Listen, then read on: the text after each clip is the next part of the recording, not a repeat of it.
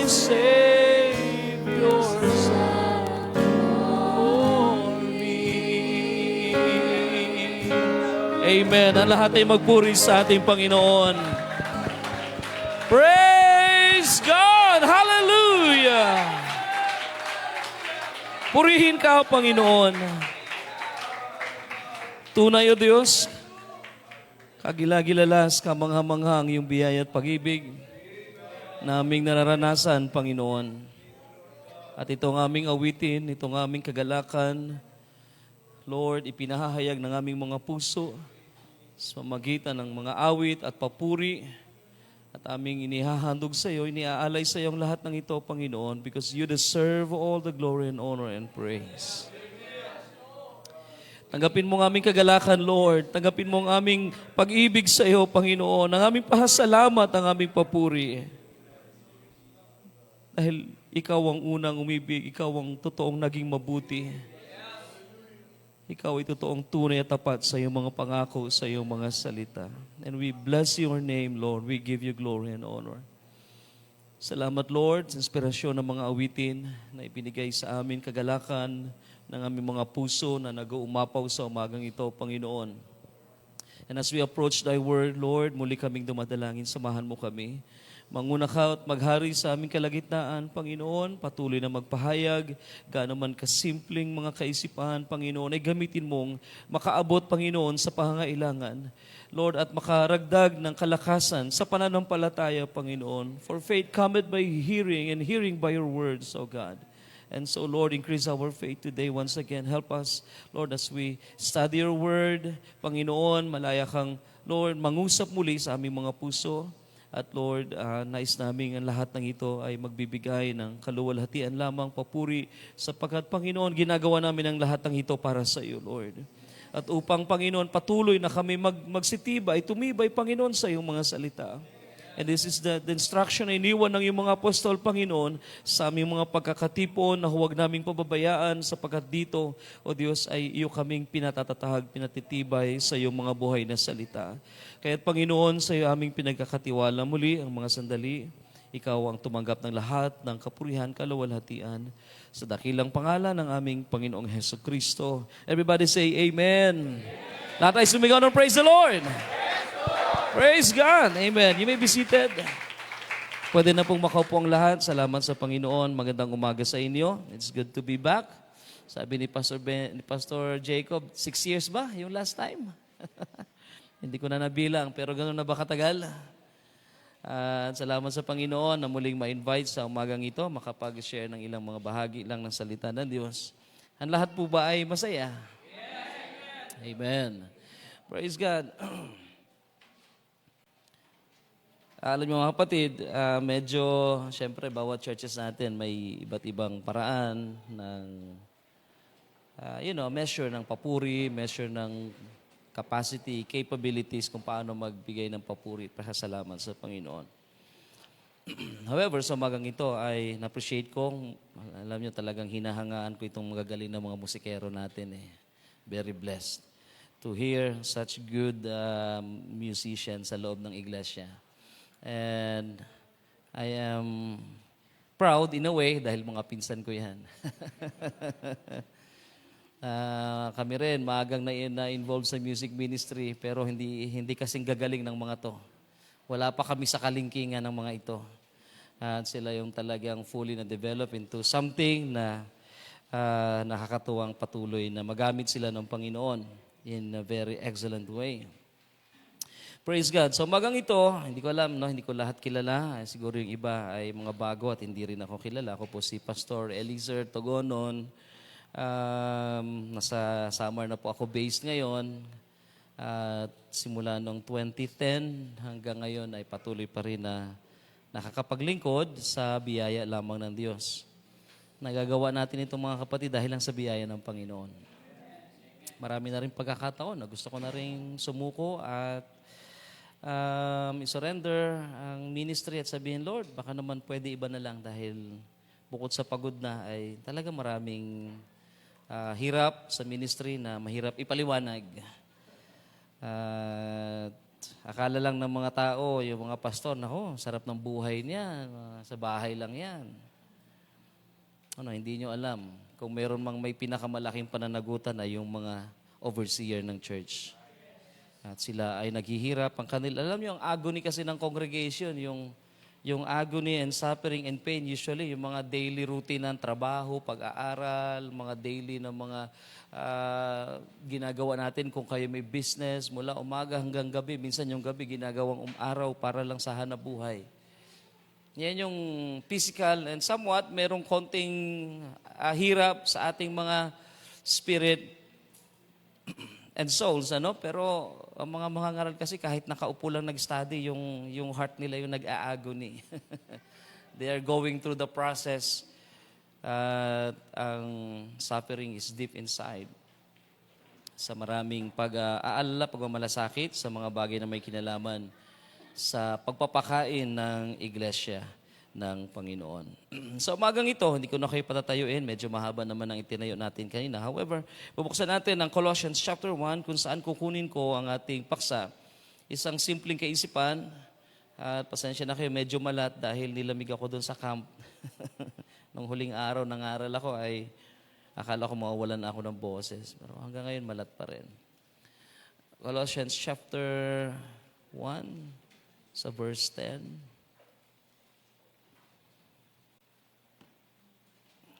Praise God.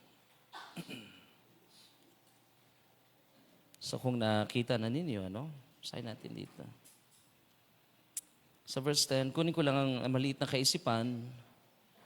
Sabi rito, so that you will walk in a manner worthy of the Lord, to please Him in all respects, bearing fruit in every good work, and increasing in the knowledge of God. Can we say amen to His word? Amen na Diyos na magpala sa pagkabasa ng Kanyang mga salita. Pag-usapan natin itong simpleng kaisipan. Sa talata ay ating mababasa yung statement ni Paul. Hindi ko alam, ginagamit na namin kasi NASB version, kaya baka medyo iba ang translation sa inyo. So sa NASB version, sabi rito, na lumakad tayo in a manner worthy of the Lord sa harapan ng Panginoon ay nararapat na magiging kalugod-lugod sa lahat ng bagay sa Kanyang harapan, bearing fruit in every good work. So yun ang ating title. Simple lang ito mga kapatid, encouragement lang at konting sermon. Pwede ba yun, Pastor Benji? Ay, Pastor Jacob. Konting sermon, hindi po. Encouragement about bearing fruit. Pero this time, bearing fruit in good works. Medyo kakaiba, Simple lang ito. Tingnan natin yung kaisipan na may kinalaman sa pamumunga sa mabubuting gawa. Ang unang kaisipan na tatakbo sa atin, sa ating mga isipan, ang mabuting gawa ay siya yung good works. Siya yung fruits. Hindi ba? Kino-quote natin yan, na kapag tayo, sabi ni Jesus, pag tayo ay gagawa ng mabuti, dahil tayo mga anak ng kaliwanagan, i-display natin ang liwanag, i-display natin ang good works, na siyang bunga, at sa mga bunga na yan, ang ating Ama sa Langit ay maluluwalhati. Sa mga good works, ang ating Ama sa Langit ay maluluwalhati. At of course, exactly, yun ang katotohanan dyan, mga kapatid. Kung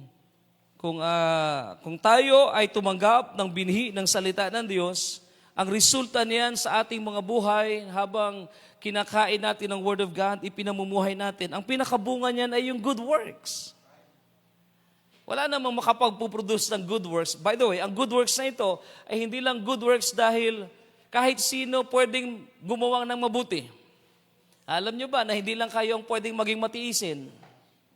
Hindi lang tayo mga Kristiyanong ang may kakayahan na makapagtiis. May mga taong nag-abroad, nagtitiis sa abroad para sa kanilang pamilya pero walang malay sa kalooban ng Diyos. Ibang klaseng patience yon, ibang klaseng temperance ang mayroon sila. Kapag may mga problema, nagagawa nilang pigilin ang kanilang galit, yung kanilang temper. Pero hindi naman sila believer. Nakuha ninyo? So pwedeng magkaroon ng tao ng character, ng nature na ito, na natural, na pwedeng lumitaw sa buhay ng tao. Pero pag sinabi ng Bible na good works para maluwalhati ang Diyos, ito yung mga good works na resulta ng Word of God sa ating buhay. Right? Ito yung mga good works na tinatawag na nating bunga sa buhay natin na resulta ng ating mga pagdalo sa gawain, resulta ng ating pagkatuto sa salita ng Diyos, resulta ng ating mga pakikinig ng salita ng Diyos, natututunan natin ang Kaniyang salita at tayo ay, sabi pa ni Pedro, mamaya ay maaaring madaanan natin. Sabi ni Pedro ay nakakabahagi tayo ng divine nature of God. And that in itself ay pwede na natin tawaging fruits, yes. Na kung wala tayo kay Kristo, hindi tayo makapagbubunga ng mabuting gawa. Can you say amen? Pero sa isang bahagi ng kaisipan, doon naman tayo pupunta. Nang sabi ni Pablo, bearing fruit in every good works. That meaning to say, nakakagawa tayo ng mabuting gawa at yung ating mga ginagawa na mabuti ay magbubunga. Medyo kakaiba mga kapatid, ano? Yung good works na yan, na resulta din naman ng Word of God, ay magkakaroon ng bunga, magbe-bear ng fruits. For example, anyone na may desire, sino man na may desire mangaral, ay pwedeng mangaral. Preaching is a good work. Instruction yun ng Panginoon. Preach the gospel into all the nations. That is a good work. Mabuting gawain yan. Mabuting trabaho yan. Pero hindi lahat ng gustong mangaral ay epektibo at walang bunga. Di ba? Tawag na yan, alimutan ko yung Tagalog.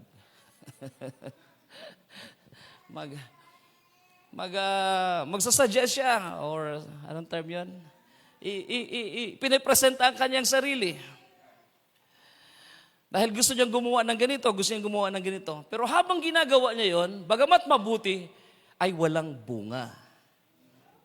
Nakuha ninyo? Yun ang ating pag-uusapan. Yun ang ating titingnan. And nakita ko ito sa banal na kasulatan na napakaganda.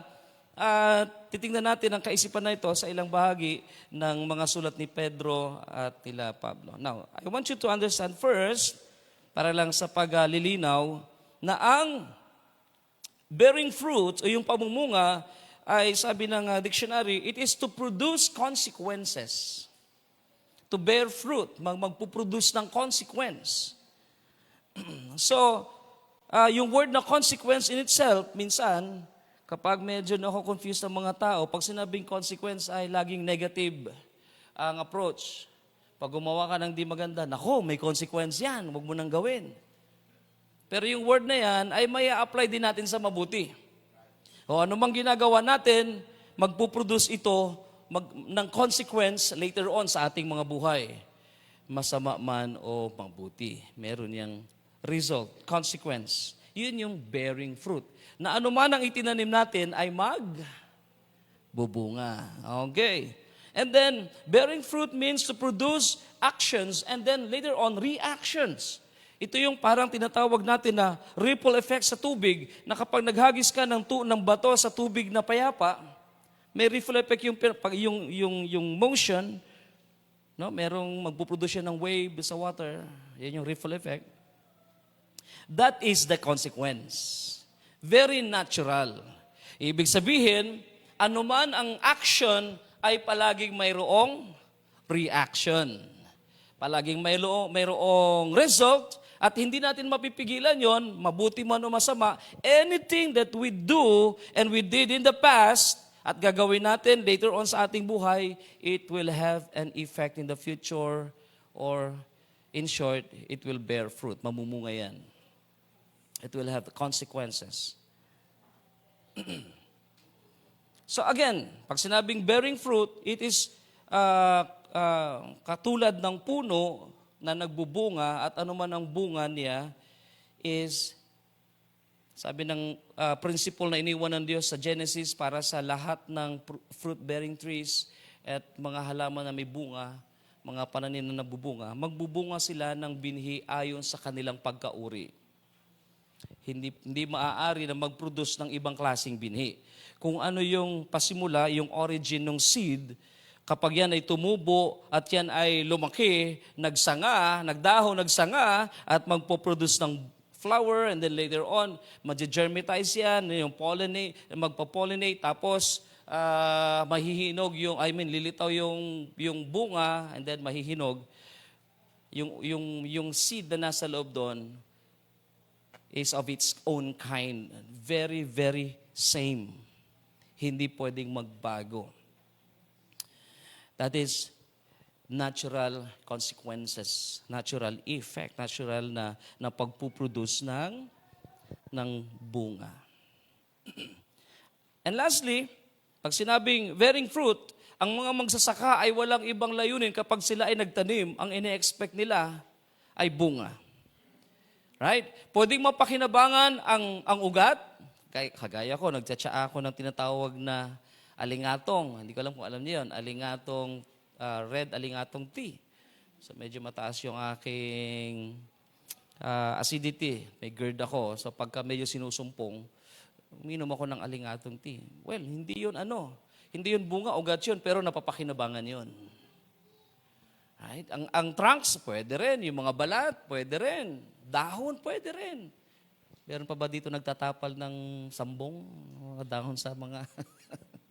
Sa amin, sa probinsya, marami pa rin yan, mga tao doon.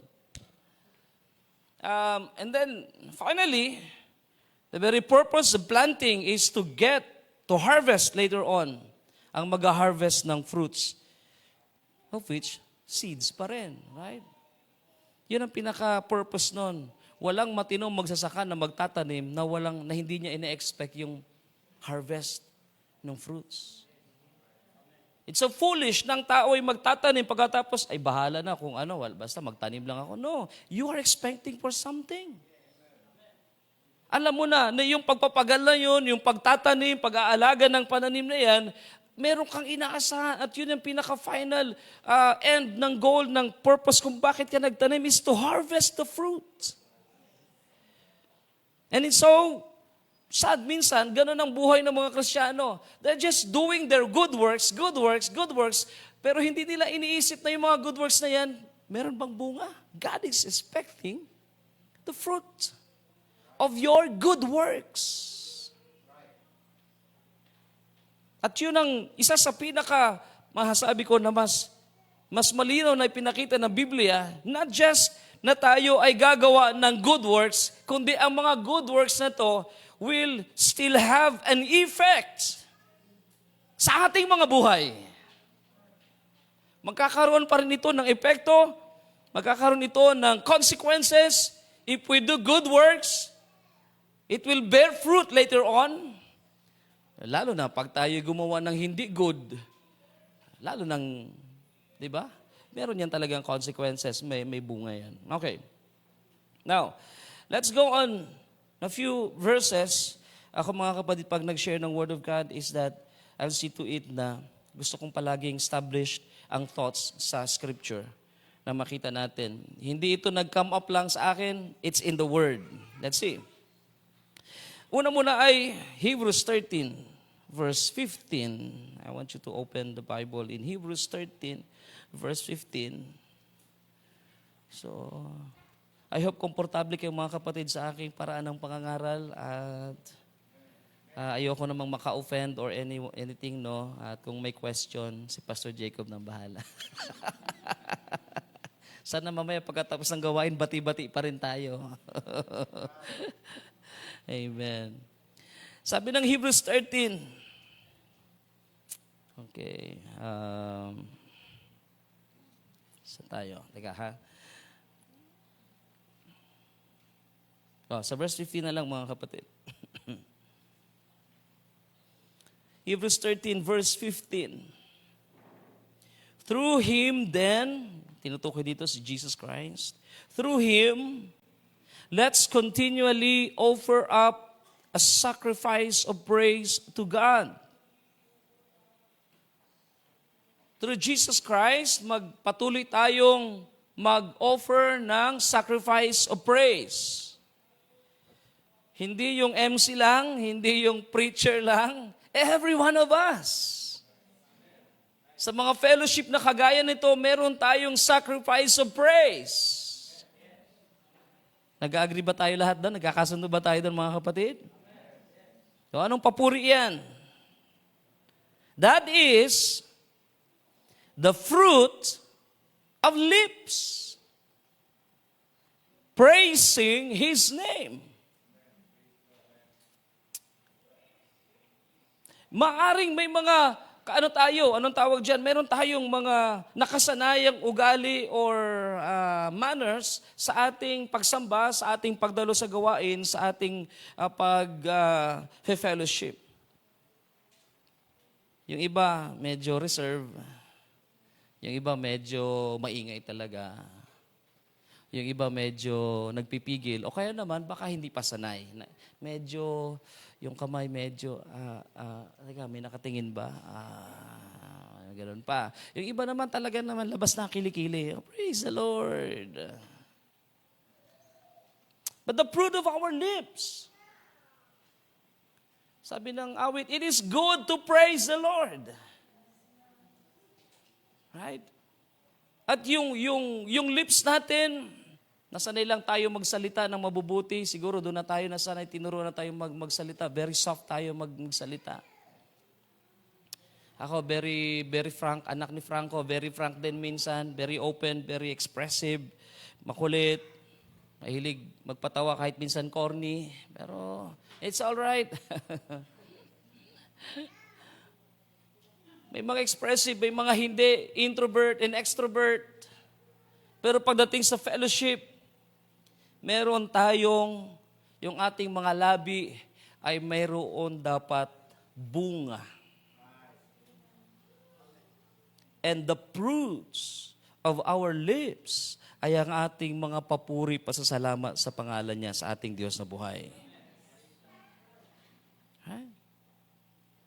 That's why sa amin, sinasanay ko naman ng mga kapatiran, hanggat maaari, hanggat alam natin na mabuti at tama ang ating naririnig based on the Word of God, established naman sa Scripture, we can say amen, we can say praise the Lord. Do not remain quiet. You know why? Dahil yung fruits na yan, ina-expect ng Panginoon. Every knee will bow and every tongue will confess. So umagang ito, anong confession nyo? Naging mabuti ba ang Diyos sa buhay mo, kapatid? Well, anong confession mo? Mananahimik ka lang ba? When you hear the Word of God, encouragement, nakikita mo ang magandang lyrics ng awit, pinagpapala ang puso mo, then say, praise the Lord. Right? Halimbawa, tayo ay, musician, o ano man ang ginagawa. Alam ko mga kapatid, meron tayong history sa iglesyang ito sa nakalipas. I understand that. Pero hindi dapat makapigil yun sa ating mga pagpupuri. God deserves to be praised. Nararapat ang Diyos na pagbalikan natin ang ating mga papuri at pasasalamat regardless ano man ang nangyari sa kahapon sa iglesyang ito. He deserves to be praised. And God is expecting the fruits na manggagaling sa ating mga labi. Praises belongs to Him. Meron lang mga hindi nagpupuri sa Kanya. Meron lang isa na hindi nagpupuri, si Diablo. Before, nagpuri sa Panginoon. The Bible says, there is only one place na hindi makakakitaan ng papuri sa Diyos. And that is,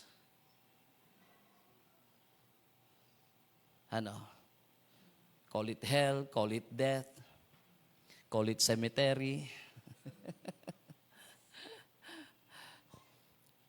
Ang hindi lang nagpupuri sa Panginoon ay mga patay. Patay bang mga believers sa umagang ito? Hindi. so we can give God the praise. Can we say praise the Lord? Amen. Praise God. So whatever is, ano man ang ating mga ginagawa tungkulin sa gawain ng Panginoon, I still encourage you. Habang tayo tumutugtog, habang tayo ay nakikinig ng music o ng kanta sa loob ng church, maaaring mabuti ng ginagawa mo as a musician. Maaaring ina-expect mo, yun na lang. But God is still expecting a praise from your lips. Gaano ba mahirap bang gawin yon? Gaano ba dapat natin, kailangan ba nating tipirin ang Diyos at sabihin, Lord, teka, busy lang ang kamay ko, hindi ako makapagpuri sa iyo. While playing instruments, while doing these things, we can still praise, sing, and praise His name, regardless ano pang ginagawa natin. It's not about notes lamang, it's not about music lamang, it's about the fruits of our lips. Also, na kahit ano pa man ang ginagawa natin, we should do it with all of our hearts at the same time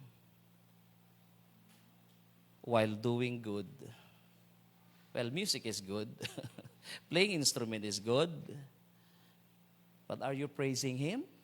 Nagpupuri ka ba? Hindi, Pastor, yung kamay ko nagpupuri naman. Yung kamay ko nagpupuri naman. Right? That's a good work. Good job. That's a ministry, yes. Pero technically speaking, pupurihin natin siya, luluwalhatiin natin siya, meron tayong offer sacrifice of praise by means of the fruits of our lips. Maaaring yung pagtugtog ay papuri na sa Diyos. Maaaring ang the drum or anumang instrument ay nagbibigay na ng papuri sa Diyos. Pero kung magiging technical tayo for a moment, the scripture said, let's continually offer up sacrifice of praise to God. That is the fruit of our lips. Very specific, di ba? Lips. Hindi na tayo pwedeng makipagtalo doon, Pastor Jacob, kasi lips talaga yun eh. Unless gawin mong lips yung kamay. Sangayon ako dyan para sa mga pipi. Right? Wala silang voice. Yes, o di papuri din yun. Yun ang kanilang, tawag yan, boses, yun ang kanilang tinig, action word ng kanilang kamay. Pero kung sila'y nakapagsasalita, kung ikaw naman ay nakapagsasalita, I tell you, hinahanap ng Panginoon yung fruits of our lips. We give God the glory, we give Him praise. Palakpakan natin ang ating Panginoon, mga kapatid.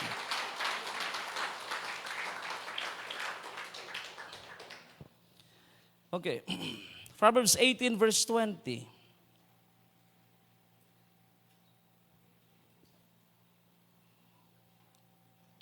So, sanang ma-encourage tayo, mga kapatid, every one of us, ng ating mga pagsasama-sama tuwing, may gawain kayo ng Wednesday ba, midweek service, Wednesday. Midweek service, Sunday, tapos sa mga Bible study. We can make our fellowship more joyful, more alive. Huwag nating sabihin, ako sa denomination lang yan. No, brothers and sisters. Kapag tayo nasa presensya ng Panginoon, di ba dapat masaya tayo? Tinuturo ko sa aming church, well, ayoko naman sabihing turuan din kayo, no? Pero magandang matutunan din. Take away formality. Formality kills church. Formality grieves the Spirit of God. Take away formality. Hayaan nating maging malaya ang ating spirit and soul na makapag-express ng ating papuri sa Panginoon. Maging malaya tayo magpasalamat, magpuri. Pag tayo masyado naging formal, papatayin natin ang pagkilos ng Panginoon sa ating kalagitnaan. At hindi dapat mangyari yun, mga kapatid. Wala kayong makita ng Panginoon masyadong formal. Napakaragid ni Jesus. Saan ba siya natutulog? Sa hotel? No, hindi. Saan lang abutin. Ang una niya ay bato. Sabi ka namin minsan, nagkukwentuhan kami. Isipin niyo si Jesus, ano kaya tsura niya, no? Wala namang laundry doon. Wala siyang asawa para ipaglabas siya ng damit. Think of it. Araw-araw naglalakbay. Ang tanong, pinapawisan ba si Jesus? I don't know. Huwag na tayo masyado maging technical doon. Pero, however, naalikabukan ng damit niya. Di ba? Ay, naglalakad sila doon eh. And I would say, hindi formal, hindi ganun ka-formal ang ating Panginoon. Lumalakad siya ng banal, maayos, mabuti.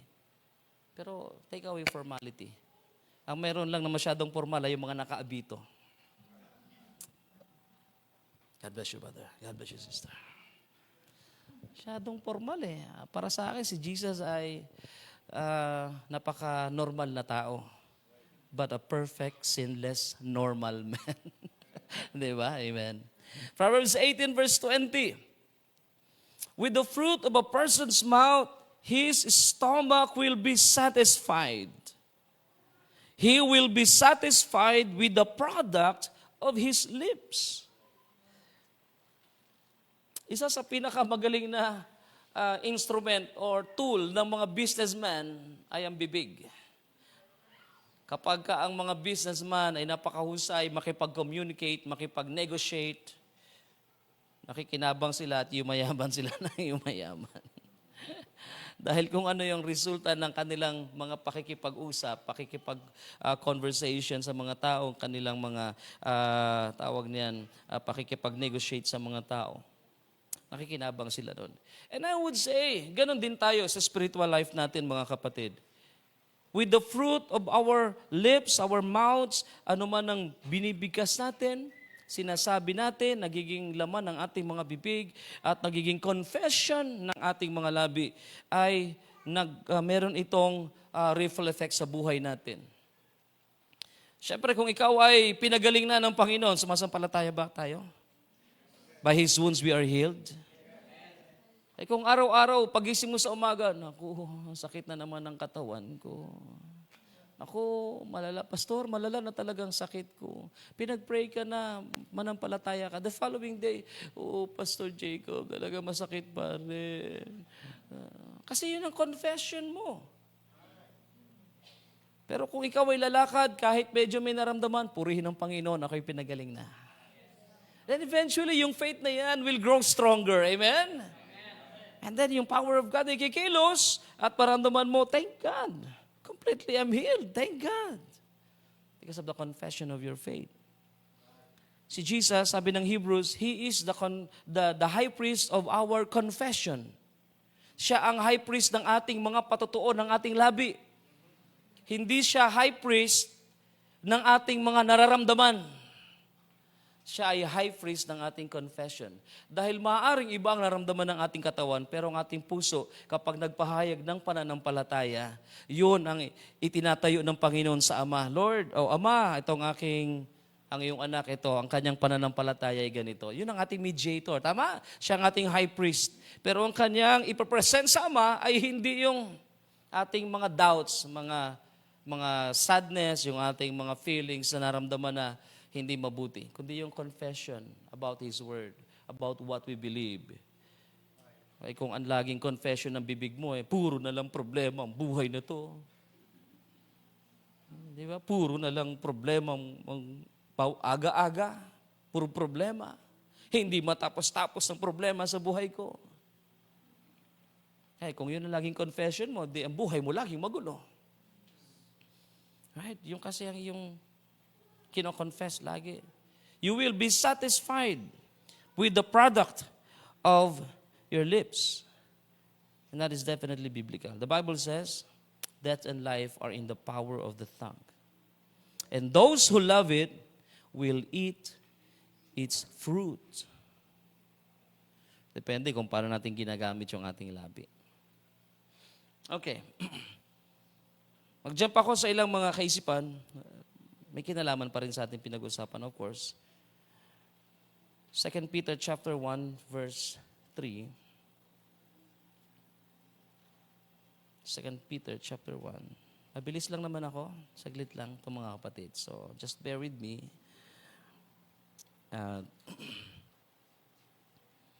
Sabi ni Pastor Jacob, 2 hours eh. Hindi naman. Kahit mga 1 hour. And 2 hours. Gawin nating 3.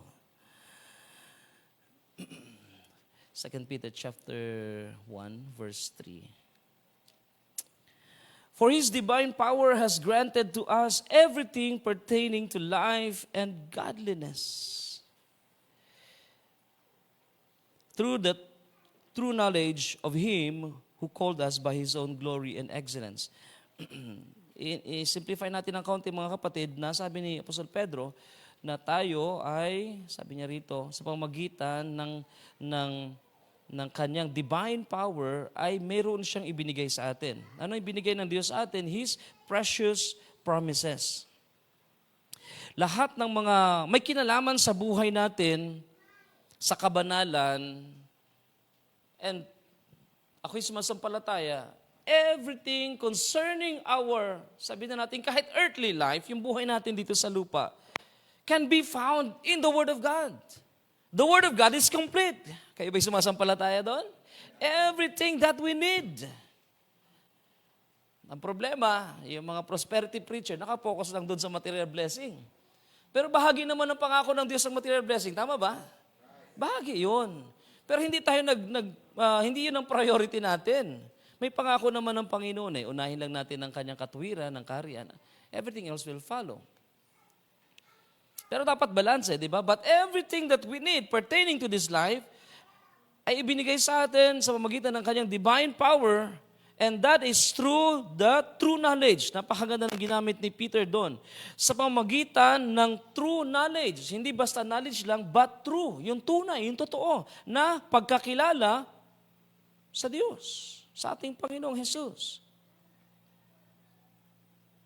Meaning to say, kung ang isang tao ay may tamang pagkakilala kay Kristo, yung tamang pagkakilala na yan ay sapat-sapat para tumugon sa lahat ng pangangailangan niya sa buhay na ito. Of course, kung kilala mo ang Panginoong Hesus na siyang tunay na tagapagligtas, manggagamot, provider, etc., etc., lahat ng yun, ng katangian ng tunay na Diyos ay nahayag sa kanyang bugtong na anak na si Jesus. Then, kung kilala mo ang Panginoon, lahat ng kailangan mo ay nasa Kanya na. In Christ, we are complete. At sa true knowledge, sa tama, totoo at tunay na pagkakilala sa Kanya, meron itong effect sa buhay natin. That is what I'm trying to say. Mahirap isipin, mga kapatid, mahirap i-process na may tao nagpapakilalang kilala nila si Kristo, pero hindi nakikita ang bunga sa buhay. You get the point, mga kapatid? May mga tao nagpapakilala, malalim ang relasyon, sabi niya, sa Panginoon, ang kanyang devotion sa Word of God, nagbababad sa Word of God, nagbabasa, and then, tulad ng isang binata na kausap ko doon sa youth camp kamakailan, na almost every morning, meron siyang devotional time with the Word of God, 1 to 2 hours. Imagine, isang binata, walang panahon sa cellphone, sa social media. Ang panahon niya, everyday, 2 hours sa Word of God, early in the morning. Kasama na yung prayer doon. Pero even then, may mga kabataan na katulad nung nakausap ko na kahit babad na sa Word of God, may mga mali pa ring pananaw sa buhay. Diyan natin makikita ang mga halimbawa na ang mga tao nagpapakilalang kilala nila ang Panginoon, yung kanilang pagkakilala kay Kristo should have an effect sa buhay nila. Right? Hindi ba dapat ganun yon? Kilala mo ang Panginoon, di makikita ang buhay mo ng maayos kung talagang kilala mo ang Panginoon. Pero kung kilala mo ang Panginoon, sasabihin natin, kilala ko si Kristo. Meron akong relasyon sa Kanya. Lumalagaw ako sa salita ng Panginoon. Ako ay growing Christian naman by the grace of God. Pero yung bawat lakad ng buhay ay malayo sa kalooban ng Diyos. Problema yon. Maka-question yung kanyang testimony. Yung kanyang patotoo. So anything that we need pertaining to this life ay ibinigay sa atin through the true knowledge. Yung tama at tunay na pagkakilala kay Kristo. That has an effect sa buhay natin. Hindi lang dahil memorisado natin. Tingnan nyo si L.C. Soriano, patay na, di ba? Halos memorize niya ang Biblia. Pero yung knowledge na yun is his own interpretation. Kaya nga to a point, minsan sinasabi niya, no? Hindi alam ng Diyos na mahuhulog ang tao sa kasalanan, kaya parang nagkamali ang Diyos na inihulog si Satanas mula sa langit dito sa lupa. No? Pwede naman sa Pluto, pwede naman sa Venus. Bakit naman dito pa sa Earth? Sariling interpretation niya yun. May knowledge siya pero hindi true knowledge. Okay? Human interpretation, human earthly knowledge. So if we have the knowledge, kung meron tayong pagkakilala, tamang pagkakilala kay Kristo, may effect ito sa buhay natin. Everything that we need pertaining to this life has already given to us. Basahin niyo muli ng talata. For His divine power has granted to us everything pertaining to life and godliness through the true knowledge of Him, si Kristo yun, who called us by His own glory and excellence. And then verse 4, tuloy natin. And through this, He has granted to us, pamagitan nito, what are those na ibinigay? Through this. Ano yung subject doon, yung this? Those are the promises, the Word of God. Sabi rito, through this, He has granted to us His precious and magnificent promises, so that by them, the Word of God, the promises, you may become partakers of the divine nature. Maging kabahagi tayo ng, ano sa Tagalog yan? Banal na kalikasan, ganun ba yun? Limutan ko na yung Tagalog kasi English ang aking iPhone. Okay. Sa pamamagitan nito ay makabahagi tayo ng mga banal na katangian ng Diyos. Kabanalan. Ayan. Saan na ba yun? Ayan, verse 4. Ayan. Kabanalang mula sa Diyos. Divine nature. So itong mga nature na ito, hindi ito human nature, mga kapatid ha, divine nature. It's godly, it's from God, it is something na manggagaling lang sa Kanya. So para tayo ay makabahagi nito, kailangan natin ng Word of God.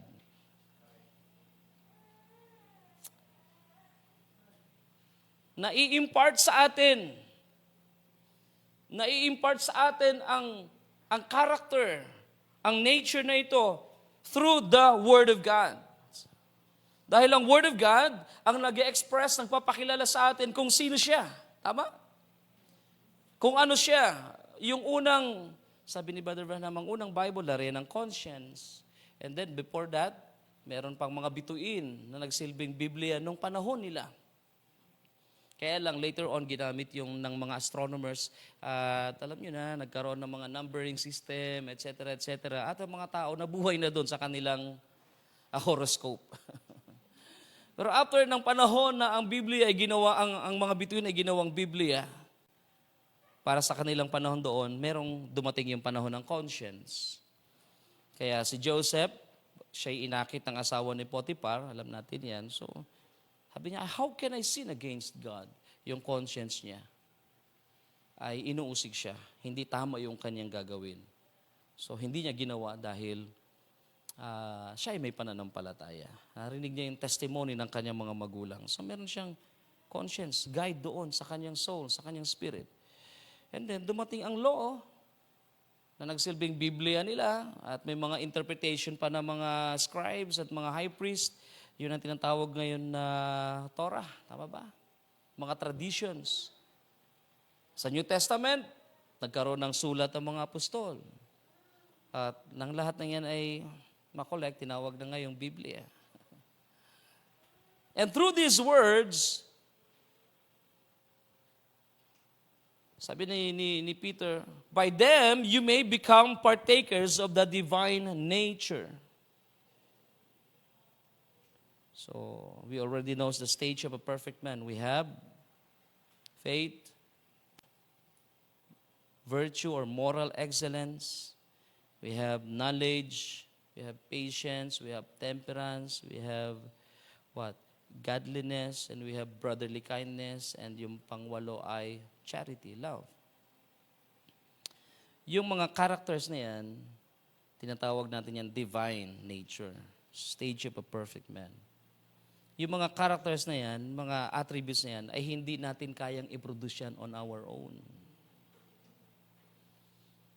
Sabi ni Brother Branham, pwede yan kopyahin ng kaaway. Excuse me. Pwede yan kopyahin ng kaaway. Kunwari, yung isa ay turuan ng pagtitiis, pero kapag dumating ng pagsubok, hindi na makapagtiis. Pero through the Word of God, we learn to have patience. We suffer, hindi lang basta suffer, long suffer, because of the Word of God. Right? Ang Biblia ang nagtuturo sa atin, bakit ganito, bakit ganyan, paano ito, paano yan. Through the Word of God, nakabahagi tayo ng divine nature. So meaning to say, as we continue to grow in the Word of God, ang Word of God ay nagpo-produce ng bunga sa ating buhay. Kung ano yung kinakain natin, ay nagiging ganun tayo. Right? Yun ang resulta nun, yun ang effect sa buhay natin. Yun ang bunga ng mga good words na kinakain natin, na itinuturo sa atin. Kaya nga sabi ng Panginoon sa kanyang mga alagad, mag-ingat kayo sa libadura ng mga Pariseo. Ano ba yung mga libadura ng Pariseo? Pinag-usapan nila, tinapay ba yun? May nagbigay ba ng tinapay? Pero nilinaw ng Scripture na ang libadura ng Pariseo ay ang kanilang mga maling aral. Bakit? Dahil yung mga maling aral na yon, kapag kinain ng mga tao, namamali ang kanilang buhay. Nagre-reflect ang kanilang buhay dahil o resulta ng aral, libadura, maling pagkain na kanilang kinain. Kaya kapag ang tao ay mali ang papuri, reaction, mali ang kanyang ginagawa sa gawain ng Panginoon, meron siyang tinanggap na maling aral. That makes him who or sino siya, ano siya, kung anong kilos niya. Because of that ideology, because of that piece of idea na na-feed in sa kanyang spirit, sa kanyang soul, that makes him quiet while we are praising and worshiping God. Right? Kasi doon siya nagpi-feed in, doon sa maling ideya. Ayaw niyang ibukas ang kanyang labi. For some reason, I don't know. Pero doon siya nag-feed in. Diba? Doon ka kumakain, yung maling ideya na yon. But tingnan mo ang Word of God, tayo ng Panginoon, tahimik tayo. Sa panahon ng papuri, pananalangin, pagsamba, we give our praises to Him. Ano man ang sitwasyon, we give our praises to Him. Right? Sabi ng awit, mabigat man ang sitwasyon. Familiar kayo sa awit na yun, di ba? Mabigat man ang sitwasyon. Ang buhay natin, maging katulad man ng buhay ni Job. Gagayahin natin ang pinakita ng kasulatan. Anong sabi ni Job? Purihin natin siya. Kung ang Diyos ang magbibigay, ang Diyos ang babawi, purihin pa rin natin ang ating Panginoon. We can say na masama man o mabuti ang sitwasyon, huwag natin kalilimutan sa ganitong mga pagtitipon, ang ating mga labi magbigay ng papuri. Bunga yun. Right? Ang nakakahawa ay hindi yung pumapasok. Di ba? Kumain tayo ng kahit anong kainin natin. Nakakahawa yung lumalabas. And so, balik tayo dun sa characters. Yung characters, yung divine nature, can only comes from receiving the Word, the true knowledge, the Word of God, the precious and magnificent promises sa Kanyang mga salita.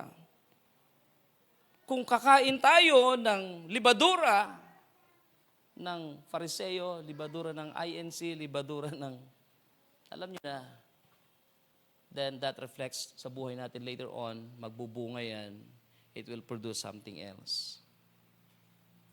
But if we, sabi ni Brother Branham, may Holy Ghost tayo, yung ating Holy Ghost feeds on the Word of God.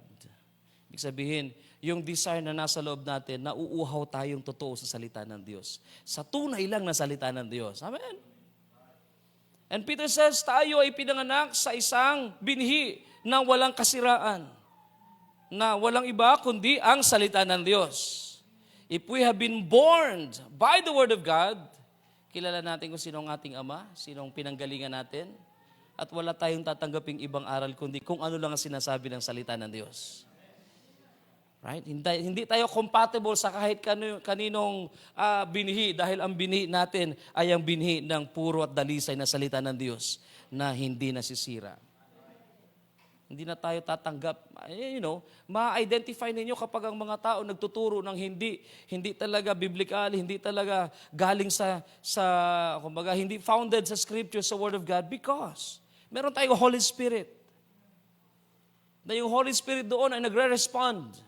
Kapag ang naririnig natin ay biblical, scriptural, and then nasa ilalim ng inspiration, ng guide ng Holy Spirit, may Holy Spirit din tayo. So dapat yun ay magkaroon ng harmony. Right? Pero kapag narinig nyo, halimbawa, ang dakilang evangelist, biglang dadalaw sa inyo.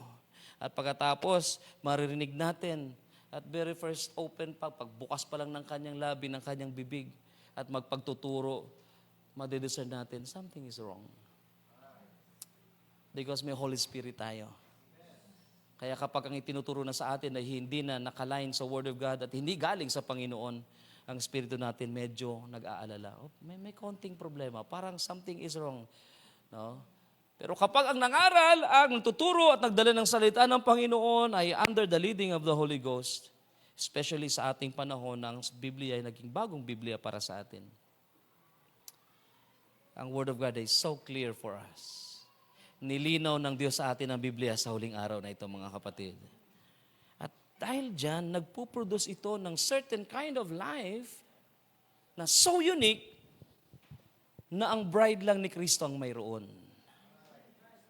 So unique na ang bride lang ni Kristo ang nagbibihis. Sabi ng Revelation, to her was granted. Sa bride ay binihis, to her was granted that fine linen. Ay, hindi yan isusuot ng Panginoon sa ibang bride. Iisa lang ang kanyang nobya. Nandito ba ang true bride of Christ? Palakpakan natin ang ating Panginoon. Praise God.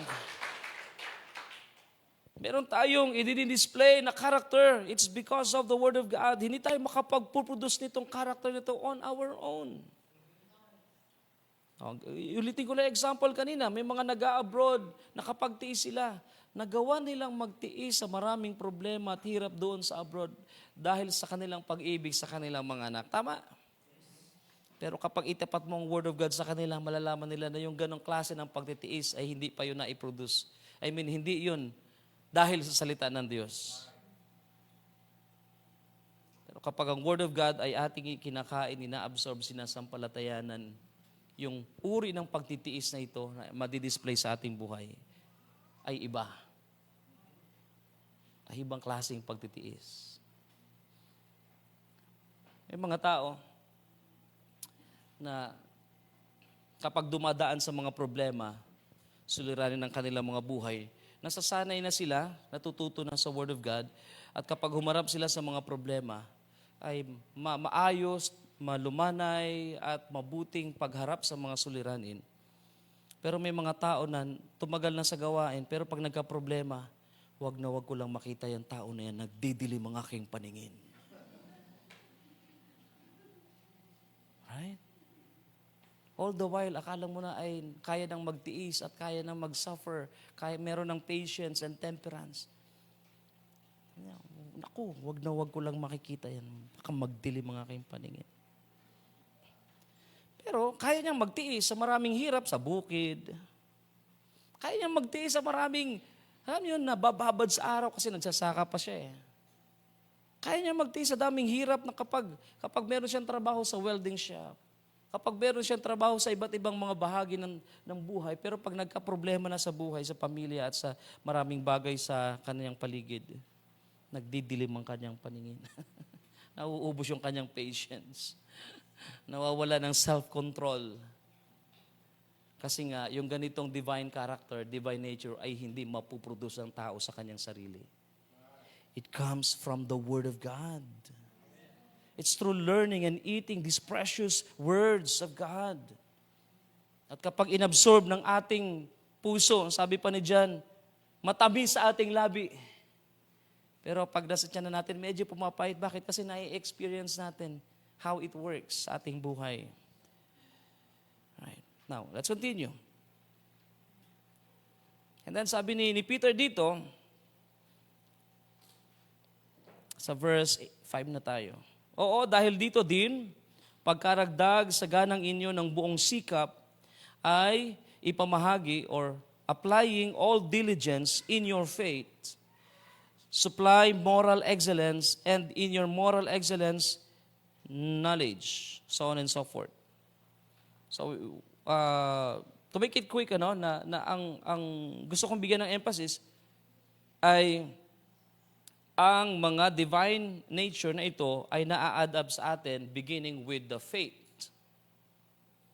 Okay, so foundation ng ating buhay, pananampalataya na nakatayo sa buhay, na salita ng Diyos, nakatayo sa solid ground, ang revelation ng ating tinanggap na pagkakilala natin sa ating Panginoon.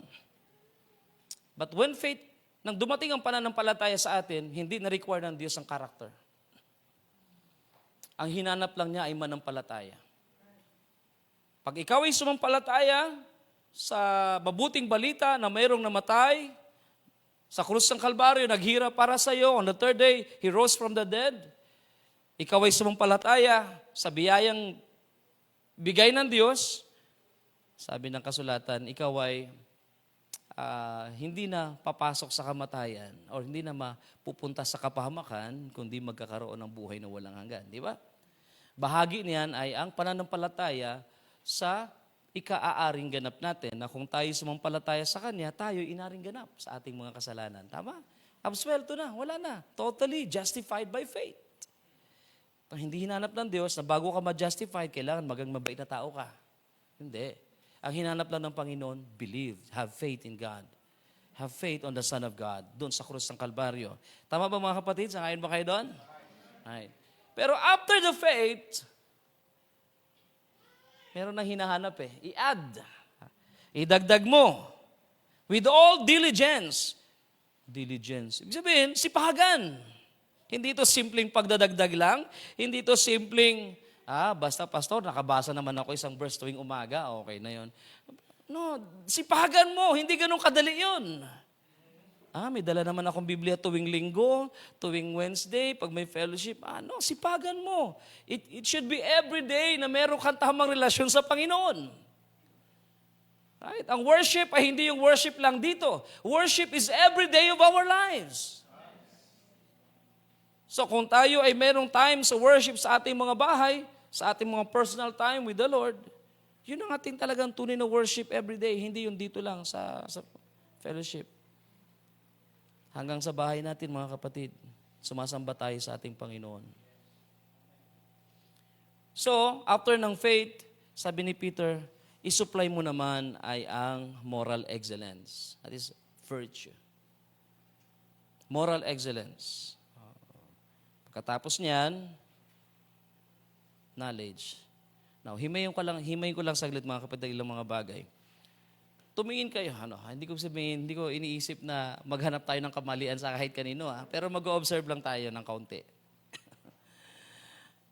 Huwag na tayo tumingin sa ating katabi. Mag-imagine baka yung katabi ko yata, na hindi. Sipin nyo lang. What's the use of faith? Pagkatapos mong sumampalataya, ay walang moral excellence. Okay, labas na natin yung kaligtasan dahil yung umpisa yun, yung justification, yun yung beginning ng ating Christian life. The very first time na tayo sumampalataya. Sabi ni Apostle Pablo sa Ephesians chapter 2, we are saved by grace through faith. Labas na natin yun. Ito para sa mga believer na. So, what's the use of faith kung walang moral excellence? Sipin niyo yan. What's the use of faith ng mga taong sumasampalataya, pero magaspang ang mga ugali?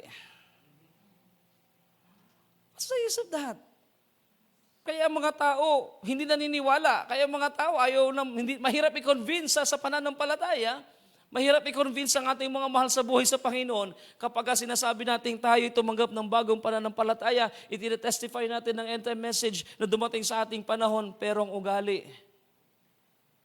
Kapag may problema, mura dito, mura doon, bintang dito, bintang doon. Siyempre yung mga nasa paligid mo, pangit pa rin ang ugali nito, di nagbabago. Obviously, right? Because sabi ni Peter, add to your faith with all diligence. Hindi man madali, pero sipagan mo. Sikapin mo. Eat the word. Learn the word. Then i-apply mo kung paano magkaroon ng moral excellence. Mabubuhay ka ng maayos. Makikipag-usap ka na ng maayos. Pag may problema, haharapin mo mga suliranin na mayroong mabuting ugali. Moral excellence. Yun yung virtue dyan, moral excellence. Okay? And then, pagkatapos nun, idagdag mo rin yung knowledge. What is knowledge? What's the use of faith without knowledge? Right? Ako'y anak ng Diyos, ako'y sumasampalataya, makakaparoon ako sa church, at pagkatapos, kahit wala akong pamasahe, bibigyan ako ni Lord ng pamasahe. Nakakita siya ng kaibigan niya. Friend, sabi ni Lord, bigyan mo daw akong pamasahe para makadalo ako sa church. My goodness. We need proper knowledge of the Word of God. Ay, sabi ni Lord, ako'y magmi-mission. At pupunta ako sa ganito, sa ganon, kalooban ng Diyos. Okay, kalooban ng Panginoon. So, what will happen? Bigyan mo akong pamasahe. Para makapunta ako sa mission. Yung iba naman, nalala ko, meron kami nabalitan. Kwento lang naman. I don't know how true, no? Pero, sabi nila, totoo talaga. Sa isang church, may mga pinagpapalang ilan doon. Sabi nung isa, hindi ko alam kung ministro o manggagawa. Sabi ng Panginoon, brother, yung motor mo, ibigay mo daw sa akin. Delikado yun. Siguro kung yung believer, walang kamalay-malay. Sabi ni Lord, sige. Sige. Pero buti na lang yung taong yun ay may tamang pagkakilala sa kalooban ng Diyos. Sabi, brother, kung talagang kalooban ni Lord na ang motor ko bibigay ko sa iyo, ipapadama niya sa akin. Hindi mo kailangan sabihin. Dahil ang Panginoon magre-reveal sa akin. Kasi pag yun ay gawa-gawa lang, alam niya na ibig sabihin. We need knowledge of the Word. So hindi tayo mga simple na parang foolish. Ini-equip tayo ng Panginoon ng knowledge of His Word. At sa panahon na tayo harap sa mga suliranin sa ating mga buhay, gagawa ng mahahalagang mga decisions, ginagamit natin ang precious Word of God.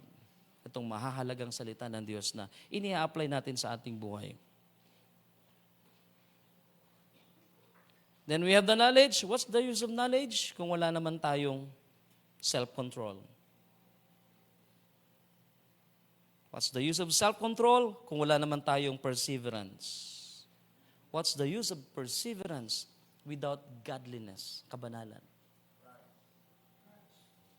Isipin niyo yung taong nagpipersevere, nagtitiis.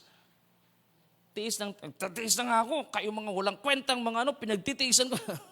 Wait. Akala ko ba Kristiyano ka, meron kang perseverance? Sana naman, pag nagtiis ka, may kabanalan. May maayos na paghihintay, di ba? May mga naghihintay na, Lord, hanggang kailan naman, Lord? Tagal ko na, Lord, naghihintay. Add to it, godliness. Na habang may faith, may moral excellence, habang mayroong patience, temperance, or self-control, meron kang perseverance, sabayan mo ng godliness, kabanalan. And after that godliness, idagdag mo pa yung brotherly kindness and love.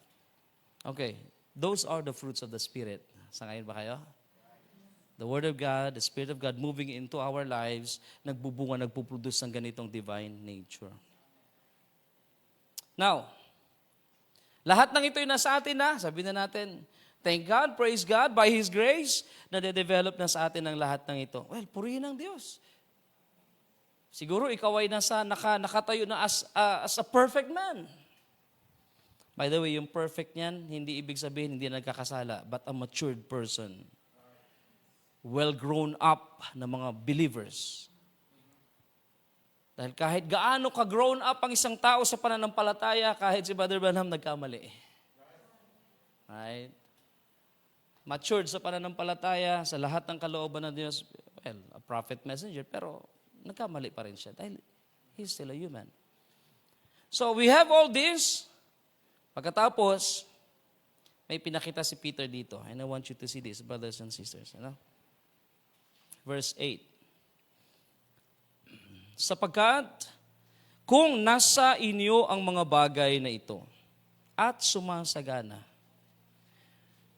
Gusto ko lang magtanong mga kapatid, if you don't mind, nasa inyo na ba ang mga ito?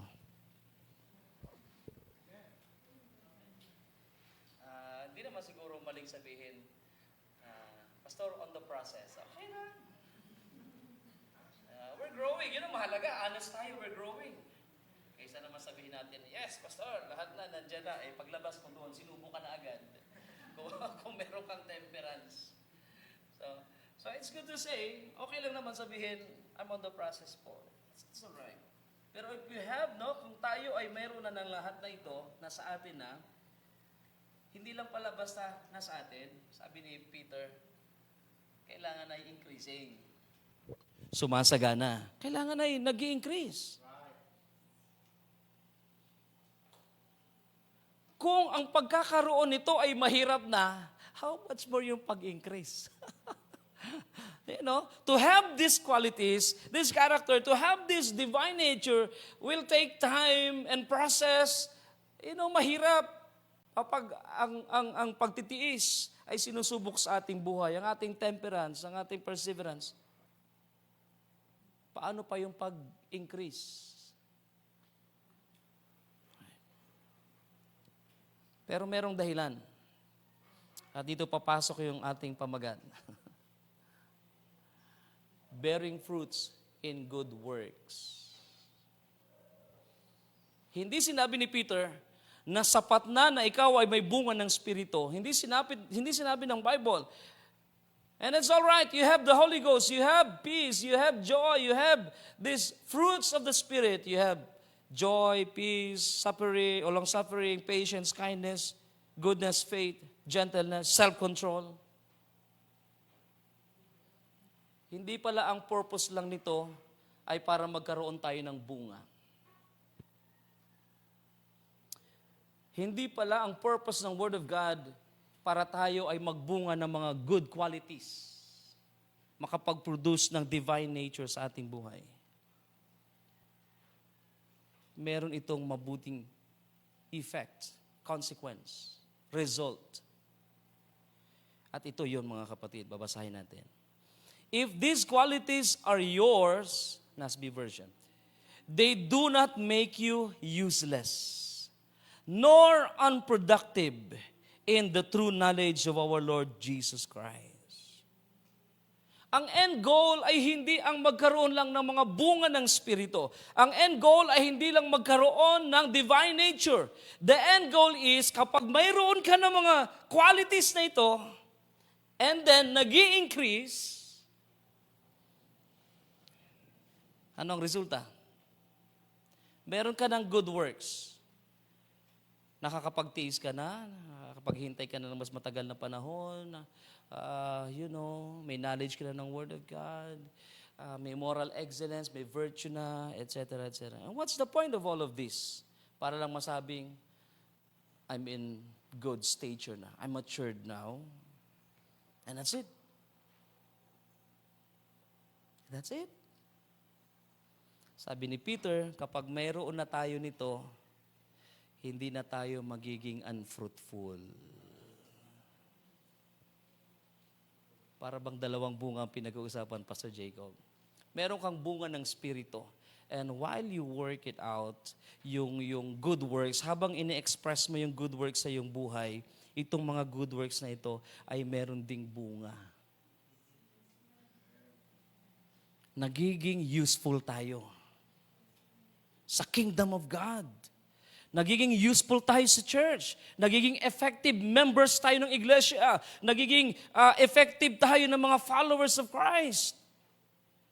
Hindi lang na tayo nagdi-display ng good attributes, character, divine nature, ano pang tawag natin yan, fruit of the Holy Ghost. Hindi lang na-express natin, kundi while we express all those qualities, we become useful sa kamay ng Diyos. Hindi tayo useless. Aanhin natin ang good qualities na hindi naman effective sa loob ng church. Aanhin natin ang character. Ibihis mo ng lahat ng character na ito. Pagkatapos hindi ka naman makatulong sa iglesia. What's the point of being good? Na hindi naman tayo useful, hindi naman nakakatibay. Hindi naman nakakatulong sa ikasasaya ng iglesia, ikatitibay ng mga tao. Basta ako, wala akong ginawa dyan. Wala akong parte sa kasalanan na yan. Basta, nagmamalinis pa. Kasi gusto niya i-project na isa siyang matinong Kristiyano. All right, mabait na Kristiyano, pero yung iyong pagiging mababait, very useful ba? O baka ikaw lang ang nakikinabang at ikaw ay nagiging useless. You get the point, brothers and sisters? Hindi lang parang tayo ay good. Gagawa tayo mabuti, mabait sa kapwa. Kapag nakikita ng mga tao, talaga napakabait talaga ng brother na ito. Mabait. Useful ba?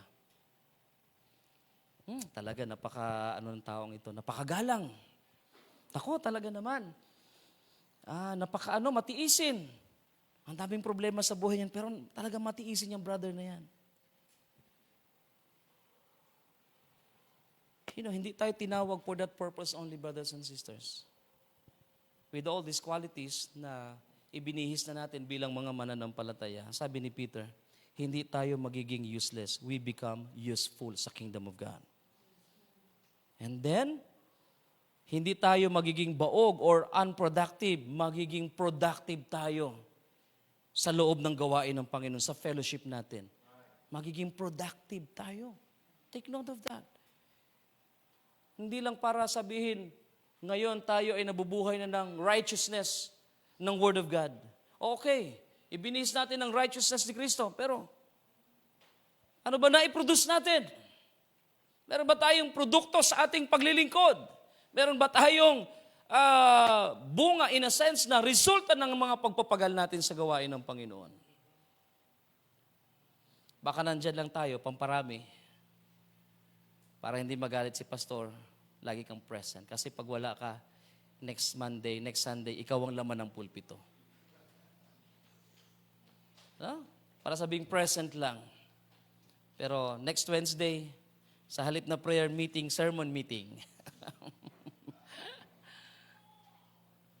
So hindi tayo useless, hindi rin tayo unproductive. We become useful and then productive. Yung ating mga pagkakilala kay Kristo ay nagiging productive, effective sa ating mga buhay. Sa fellowship, sa bawat isa.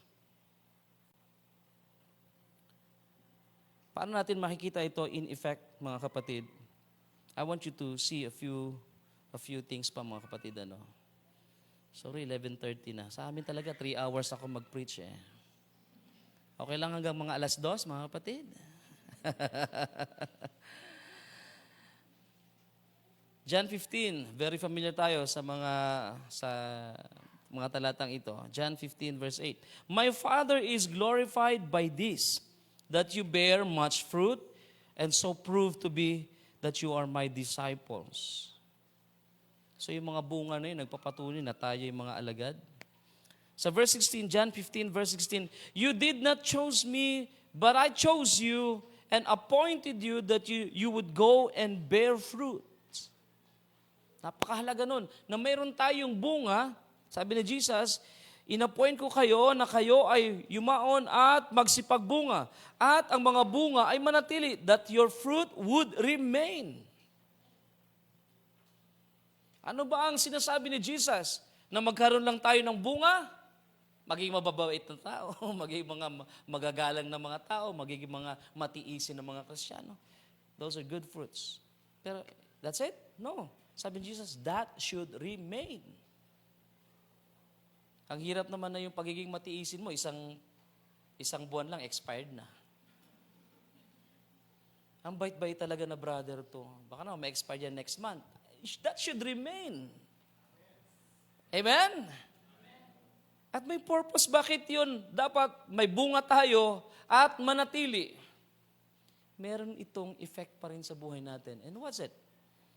Ito yun, sabi ni Jesus. Sabi niya, so that whatever you ask of the Father in my name, He may give it to you. This is conditional. Kaya may mga tao na humihiling sa Diyos, sa Panginoon, medyo mabibigat na mga bagay, hindi agad-agad na tumutugon ng Panginoon in some cases. At alam niyo kung bakit? Dahil hinahanap ng Panginoon yung fruit at yung pananatili ng fruit. At kapag tayo may fruit at manatili ito sa atin, whatever you ask of the Father in my name, He may give it to you.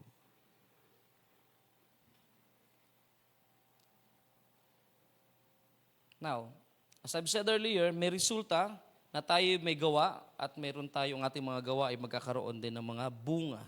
In effect, may result sa ating mga buhay sa ating fellowship. Merong danger ng hindi pagbubunga. Sinasabi natin, yung sabi ni Jesus sa John 15 na ang sanga na walang bunga ay puputulin. Tama? Yung nagbubunga ay lilinisin, ipoprune para lalo pa siyang magbunga. Kaya yung mga sanga na hindi nagbubunga will be cut off. At yun ay hindi simpleng mga bagay, mga kapatid. Minsan napakabigat ng mga statement na yan ng ating Panginoon. Pero alam niyo ba, meron pong mas mabigat dyan? Luke chapter 3, verse 9.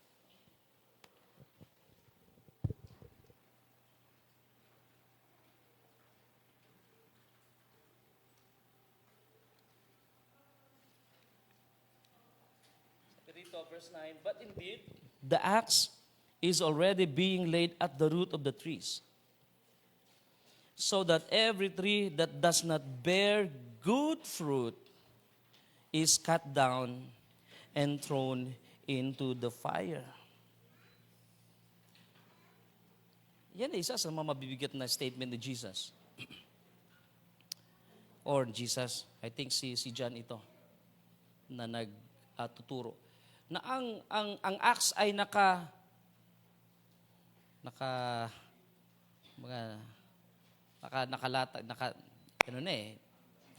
na sa ugat. Ando na yon. At pagkatapos, kung may makikita at mapatunayan ng puno ay walang bunga, ay pinuputol. Meron namang pagkakataon at the same book, Luke, chapter 30 ng Lucas, verse 9.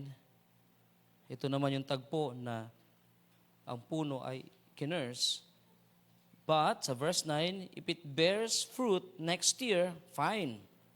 If not, cut it down. Again, 3. Na hindi binigyan ng pagkakataon na magbunga next year, next season.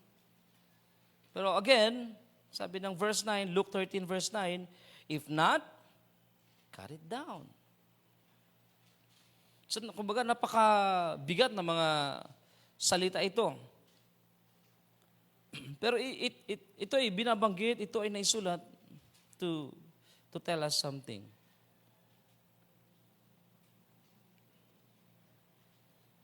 Again, Matthew 21, verse sa 43 na lang, to make it quick, no? Bibilisan ko lang. Matthew 21, verse 43. Kausap ng Panginoon ng mga Israelita. Therefore I say unto you, the kingdom of God will be taken away from you and given to a people producing its fruit. You know, the kingdom of God, meaning to say, the grace, will be taken away, aalisin mula sa inyo at ibibigay sa isang bansa o sa isang bayan na nagpo-produce ng bunga. In other words, nakita ng Panginoon lahat ng panahon ng pangangaral, ng repentance, and then preaching of the kingdom sa kanila ay hindi nagkaroon ng magandang resulta. In other words, yung mga tao hindi nag-respond ng tama, walang tumugon ng mabuti, maliban dun sa mga faithful na mga disciple ng ating Panginoon. And then, this grace, the preaching of the kingdom of God, ay kinuha sa kanila at ibinigay. Kanino? Sabi ni Pablo, for a time, binulag ng Diyos ang Israel upang ang biyayang ito'y dalhin sa atin ng mga hintil. At ang dahilan is, alam ng Diyos na ito yung klase ng mga tao na kapag dumating sa kanila ang ebanghelyo ni Kristo, ito yung mga klase ng mga tao na magsisipagbunga. Dahil ang bayan niya ay hindi nagbubunga. Pinangaral ang gospel of the kingdom, pero walang result. Ganun pala yun, mga kapatid.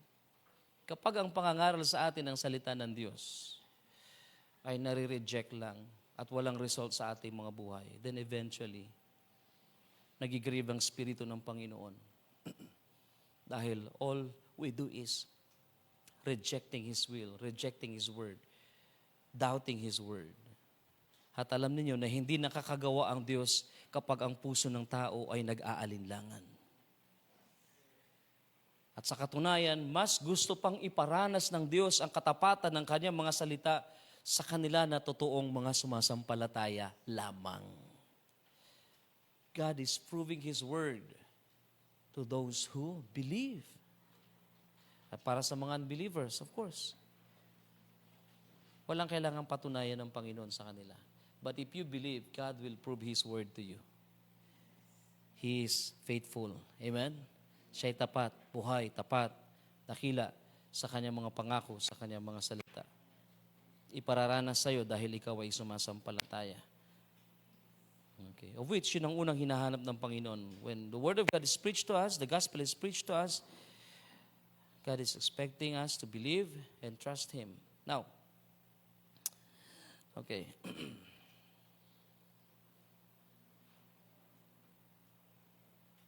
Punta tayo sa Matthew. Yes, Matthew. Chapter 25. So, 11:40 na, no? Bilis ng oras.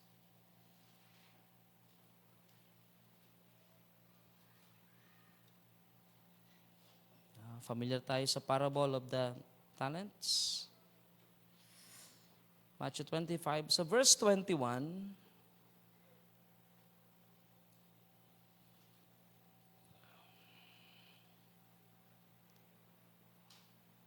sabi rito, his master said to him, well done, good and faithful slave. You were faithful with a few things. I will put you in charge of many things. Enter the joy of your master. So ito yung binigyan ng talents na 10, tama ba? May 10, may 5, or 5, tapos 2, tapos 1. Makikita rin natin yan sa Luke chapter I think 19. Let's see. Very similar na parable na ito ng ating Panginoon. Tama, Luke 19. So verse 11. Now while they were listening to these things, Jesus went on to tell a parable because He was near Jerusalem and they thought that the kingdom of God was going to appear immediately. And He said, a noble man went to a distant country to receive a kingdom for himself and then to return. He called 10 of his own slaves and gave them 10 minas and said to them, do business with this money until I come back. Tawid natin para hindi tayo masyadong lumawak pa sa kaisipan dahil medyo lalawak pag emphasize pa tayo sa verse 14. Okay, sa ano na lang tayo? Verse 15. When he returned, after receiving the kingdom, he ordered these slaves that these slaves to whom he had given the money to be and be summoned to him, so that he would learn how much they had made by the business they had done. Verse 16, the first slave appeared saying, Master, your mina has made 10 minas more. Yung 10 mina ay nag-multiply. Na doble. And he said, well done, good slave. Since you have been faithful in every little thing, you are to have authority over 10 cities. Sa Matthew 25, good and faithful slave or servant. Ang pagiging good and faithful nila ay hindi dahil yun ang label nila. Ang kanilang pagiging good and faithful because of their works na nagpapatunay. Bakit? Bakit sila naging good and faithful? Tinawag na good and faithful. Dahil kung ano yung binigay ng Panginoon sa kanila, ng kanilang master, ay nadoble nila. At yung isa ay tinawag na mangmang masamang alipin dahil yung ibinigay lang sa kanya, na iisa na nga lang, ay itinago niya. At pagkatapos, nang dumating ang kanyang master, Lord, ito pa rin, oh, ayos pa rin, okay pa din. Tawag sa kanya, evil, wicked servant, mangmang, foolish. At kahit basahin yung Matthew 25, yung 10 virgins doon, yung pagiging foolish ng 5 is because of their actions. Ang pagiging wise ng 5 ay hindi yung label because ang kanilang actions, gumawa sila with wisdom, naging wise sila. So itong servant dito ay,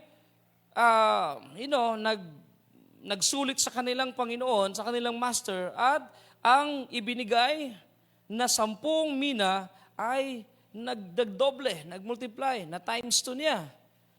Kumbaga, pagbalik ay tumubo, hindi lang 10%, 5%, 100%. Kaya ang master ay tuwang-tuwa.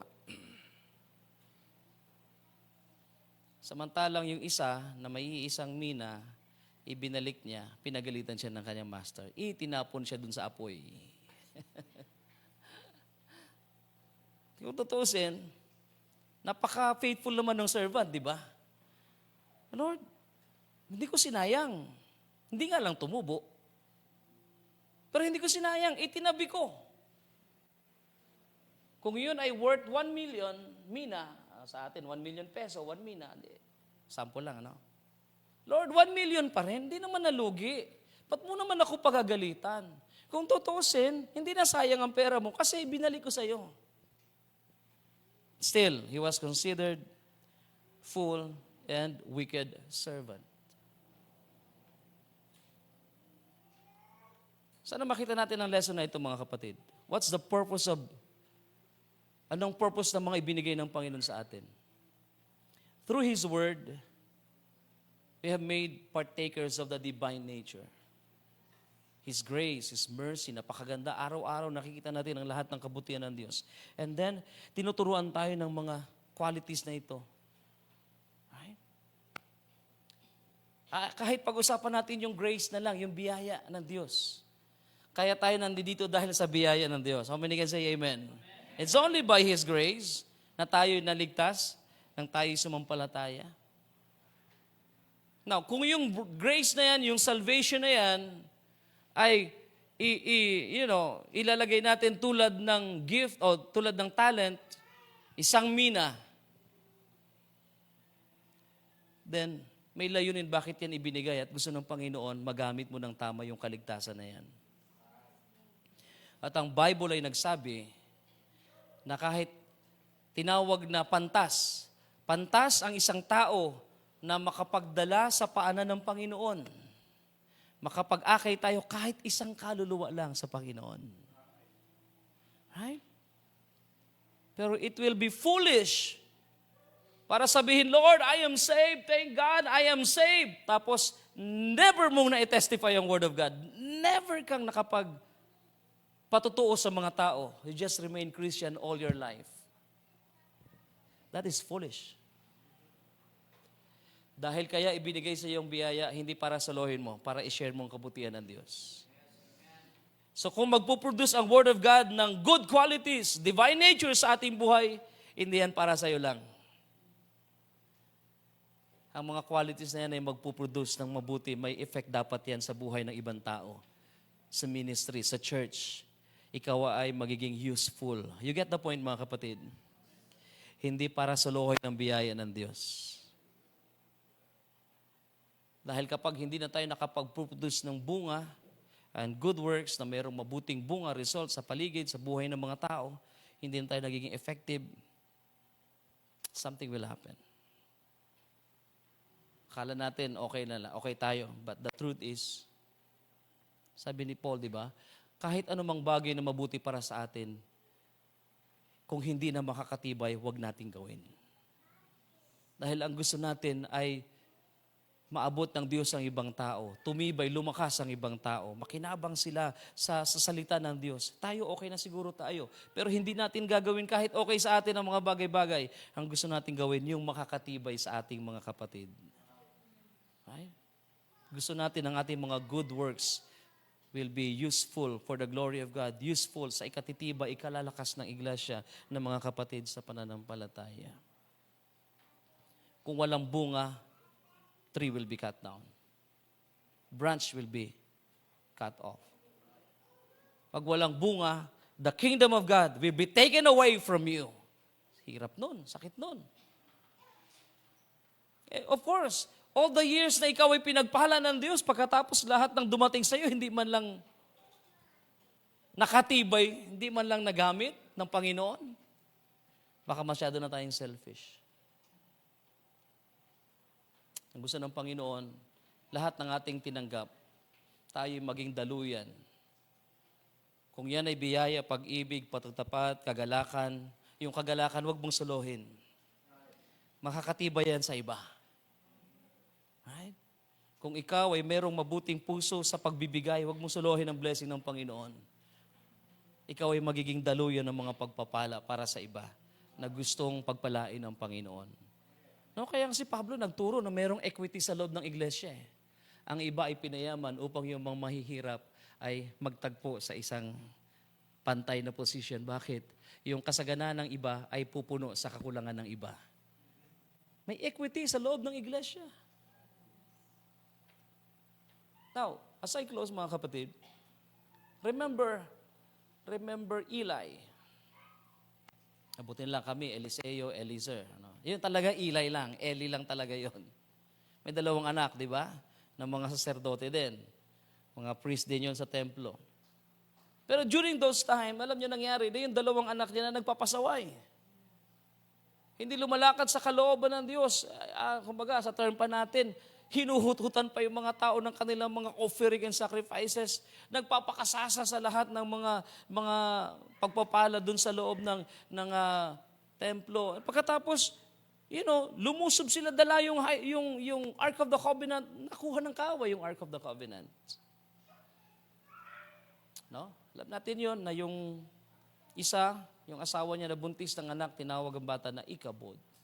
Daming pangalan, bakit Ikabod pa? Kawawa yung bata, no? Lumalaki na, dala niya yung nakakahiyang pangalan, Ikabod. Namatay yung magkapatid doon sa labanan. Nang malaman ni Eli, nagulat siya. Kumbaga, na-shock siya sa nangyari. Nahulog siya sa upuan, and then he died.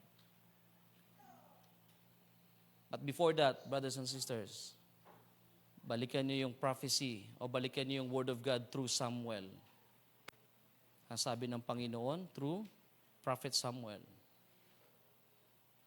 Nangako ang Diyos na mula sa pamilya na yan ay magtutuloy-tuloy ang pagka-high priest, pagka-saserdote. Pero dahil walang bunga ang buhay ng dalawang ito, mga anak niya, hindi lumakad ng tama. At si Eli ay hindi nagdisiplina ng tama sa kanyang dalawang anak.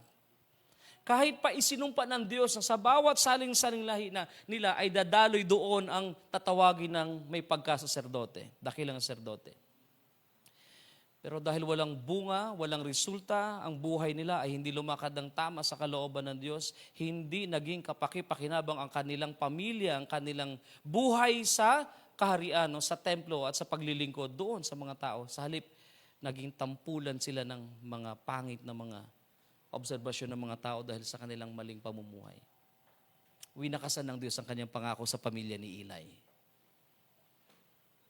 Nakuha niyo ibig sabihin?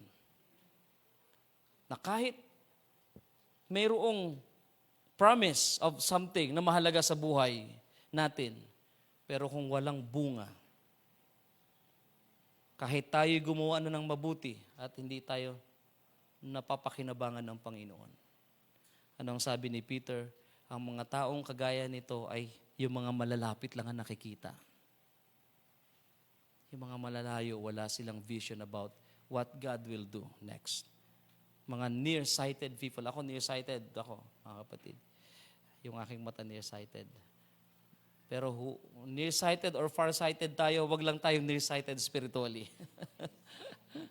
Bigyan nawa tayo ng Panginoon ng wisdom and understanding. Hindi lang yung dito ang ating nakikita, kundi yung mga bagay na sa malalayo. Ibuksan tayo ng Panginoon sa mga pangitain, right?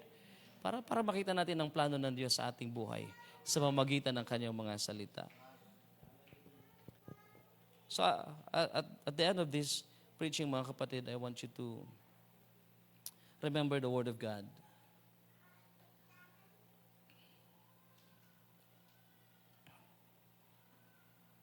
Revelations 3 verse 21. To the one who overcomes, I will grant to him to sit with me on my throne, as I also overcame and sat with my Father on His throne. Madalas natin i-quote yan kung pag-uusapan na ang pagtatagumpay sa mga buhay natin, araw-araw or buhay Kristiyano natin. But I would say, ang overcome dito ay hindi lang overcoming the works of the enemy.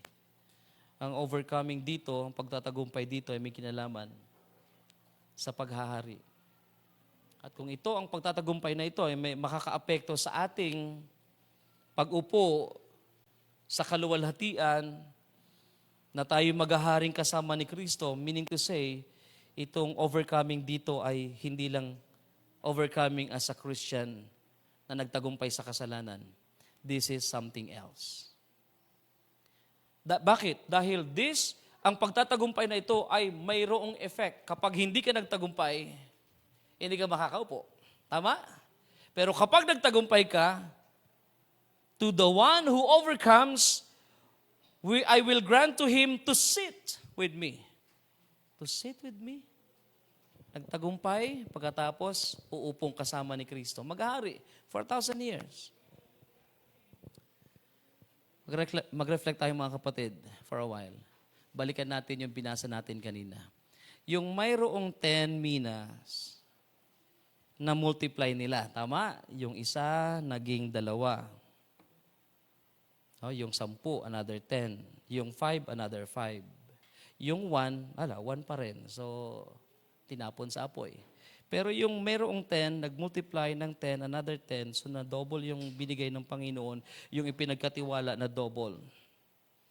Naalala niyo ba yung binasa natin? Kung anong reward sa Kanya? Anong reward sa Kanya? Dahil ikaw ay napagkatiwalaan. Ngayon, ikaw ay pauupuin ko at maghahari ka sa 10 cities. Tama? Binasa natin kanina eh. Right? Bakit hindi reward kung halimbawa yun ay something important? Bakit hindi na lang yun ibigay sa kanya? Katulad sa ibang talinghaga. But instead, the reward was pinaghari siya sa mga cities. So, meaning to say, yung lesson doon sa servant na yun is that yung discipline na natutunan niya sa 10 minas, na double niya. Okay? So, it requires character, discipline, understanding the will of God. It requires proper training, of course. Mahirap yun. Di madali yun. Madoble mo yung puhunan. 1 million, naging 2 million. Hindi ganun kadali yun. Baka tayo, pagkatiwalaan ng kapital, 1 million, may balik natin, tumubo lang ng 30,000, 50,000, 100,000. But yun, nag-double. Pero hindi siya tumanggap ng reward sa monetary na approach, na reward, but a position. Position. Kaya ang sabi ng Panginoon, to the one who overcomes, yes. Kapag nagtagumpay ka, I will grant you to sit with me on my throne. And this overcoming is more than just managing money, doing things on earth properly, yung mga bagay-bagay na yan. It is about character. It is about character. And then the prophet said, quote ko lang ang sabi ng lingkod ng Diyos, unless we suffer with Him, we cannot reign with Him. Kung hindi tayo magsasuffer kasama ni Kristo, hindi tayo maghaharing kasama niya. You have to suffer to reign. Pero pastor, araw-araw na ako naghihirap sa pinansyal. Hindi yun ang pinag-uusapan, no? It's about the character. It's about the Word of God made flesh. Kung naipapamuhay ba natin ang Word of God. It's about living the life of Christ, manifesting the Word. Ayun, title ng church niyo, Word Bride. It's about displaying the Word, the character, the divine nature. At kapag ang lahat ng iyan ay na-develop, na-exercise, na ipamuhay natin, to the extent na tayo nagiging useful at kapaki-pakinabang sa kaharian ng Diyos, you are an overcomer. Wag lang tayong maabutan ng katamaran, hindi tayo bagay umupo doon. Hindi, Lord, ligtas naman ako. Hindi, Lord, foolish virgin, ligtas din. Dadaan nga lang sa great tribulation. Pero foolish virgin sila, tama? Maghahari pa rin sila, tama? Pero hindi yun ang pangako sa atin ng Panginoon. Kaya say amen. Ang ating na-expect ay kasama tayo dun sa catching away. At ano bang higit na hinahanap, ina-expect ng Panginoon sa atin? Tuloy ko lang. Sabi ni Brother Branham, the reason for this, yung suffering, is that character is simply never made without suffering. And then sabi niya, character is a victory, not a gift. It's a victory, not a gift. Bakit victory? Because hindi madaling ipamuhay ang salita ng Diyos, i-apply sa ating buhay. We must do it diligently. Read the Word, pray, and then understand the Word. I-apply sa buhay natin. It's not a gift. Character, ito'y tagumpay natin. Naranasan natin, nag-suffer tayo for the cause of Christ, for the cause of the Word of God. And a man without character cannot reign. A person, a man, ang Kristiyanong walang character, he may be saved. Oo, kasi sumampalataya siya. Pero kung walang character, he cannot reign. Because power, kapangyarihan, apart from character, is satanic. So ang kapangyarihan, sino mang uupo sa kapangyarihan na hindi dumaan sa tamang disiplina ng Word of God para mag-produce ng character, that is satanic. The power with character, kapangyarihan na may character is fit to rule. Fit to rule. So kung tayo ay nais magharing kasama ni Kristo sa 1,000 taon bilang nobya ni Kristo, especially gusto nating sumama sa catching away, hindi lang tayo nag-expect na tayo ay nabubuhay lang sa pananampalataya in a sense na tayo mga believers. The Lord is expecting us na mag-grow tayo sa stature of a perfect man. Sabi ng isang preacher, kung ang age ng bride 2,000 years, let's say, sa simula, the beginning ng church age, hanggang sa ating panahon ng full maturity ng bride, hindi ina-expect ng Panginoon ang nene na bride. Ang kanyang i-expect ay isang dalaga. Not a young little woman, but a young lady, a grown-up, a matured woman, the bride. And then, balikan natin ang statement ni Brother Branham. The character or the beauty of a church is its character. Ang ganda ng iglesia ay hindi sa building, hindi sa gamit. Don't get me wrong, sa tugtugan, hindi rin. Ang ganda ng isang iglesia ay nasa kanilang character. Right? Hindi lang natin pinag-uusapan itong mga character na to para may apply sa ating buhay, kundi yung character na very useful. Meron tayong mga good works, pero ang sabi ng ating teksto, may bunga yung mga good works na yan. Hindi lang tayo mababait ng mga tao, yung ating kabaitan na gagamit ng Panginoon para magtawag pa ng ibang mga kaluluwa. Di ba? Yes. Hindi lang tayo mga taong kaya nang ipamuhay ang Word of God dahil tinuruan tayong lubos. Hindi lamang yon, kundi habang ginagawa natin ang lahat ng yan, are we being useful? Are we being fruitful? Productive ba tayo? Sabi nga minsan ni Pastor Benji, kay Pastor Jacob, bitawan mo na yung pagigitara. Baka mas marami pang tuturuan dyan ng mga dapat masanay. Exactly. Kahit gusto ko rin humawak sa matagal ng panahon, din ako nagpapiano. Pero yung kaloob somehow ay itatransfer ko, tuturo ko yung mga fundamentals sa mga young generation para hindi lang ako nagagamit ng Panginoon makapag-produce ako ng iba pa. Right? May matrain akong iba pa dahil ang gusto ng Panginoon, hindi lang ako, kundi marami pa akong mai-share na knowledge and skills, and then yung mga yun ay gamitin din ng Panginoon. In that sense, hindi ko sinosolo ang talent, ang gift. Namumultiply ko ang kaloob ng Diyos. Kung kayo ay pinagpala ng kaligtasan, kagalakan, pag-iibig, kahit paman material na mga pagpapala, I encourage you. Hindi yan para sa atin lang. Gamitin natin yan para maging effective tayo ng mga instruments sa kamay ng Panginoon. Character is not for us para i-display lang natin. I am good, I am this, I am that, I am that. That's the purpose of the gift.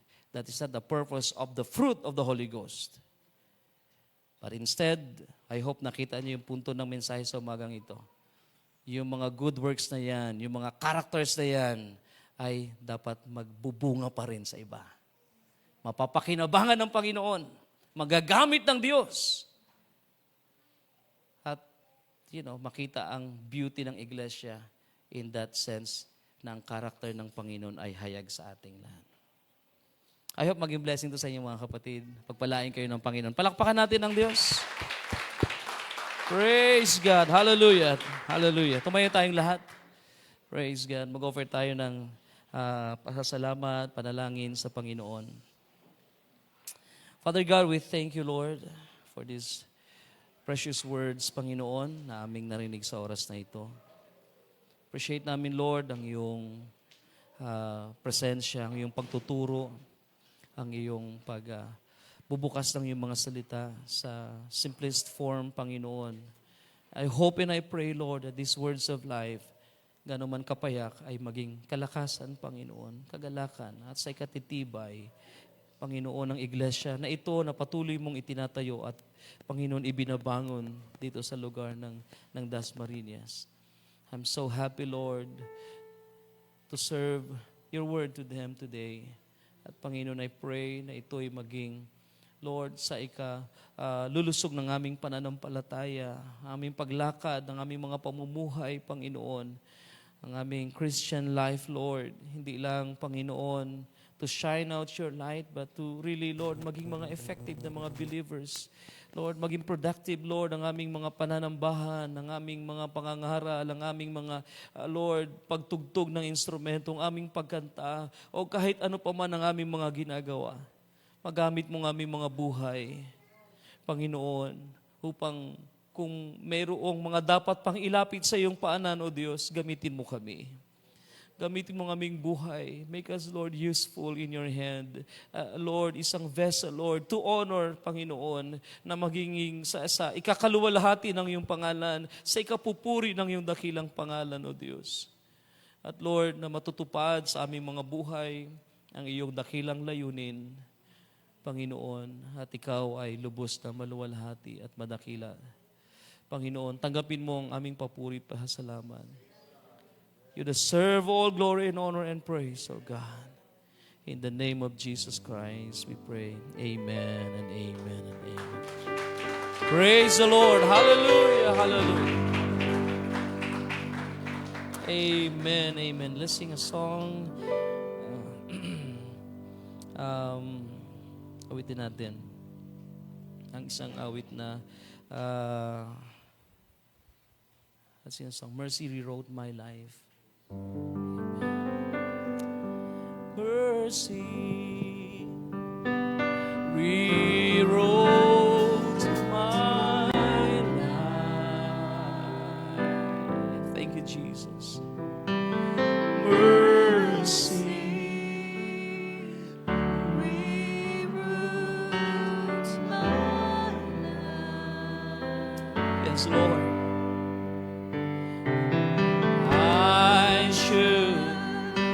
Have fallen, my soul cast down, but mercy rewrote my life. Sing it one more time. Let us worship Him together. Mercy rewrote. Salamat, Panginoon. Aming dating buhay na hindi mabuti, hindi maganda.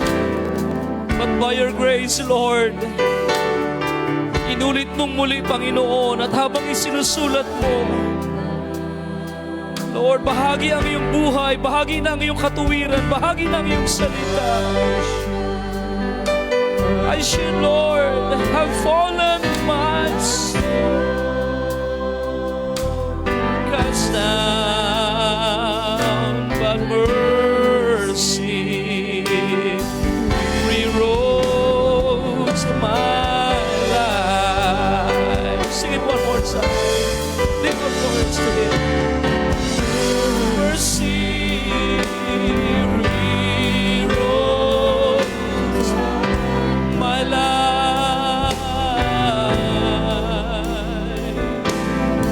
Mercy, take it, Lord. Hindi namin ito kaya sa aming sarili, Panginoon. Kailangan namin ng iyong biyaya. Kailangan namin ng iyong awa, Lord. Hallelujah. My soul cast down. Oh, the mercy rewrote my. I should have fallen. And that is true, brothers and sisters. Oh, I should have fallen. My soul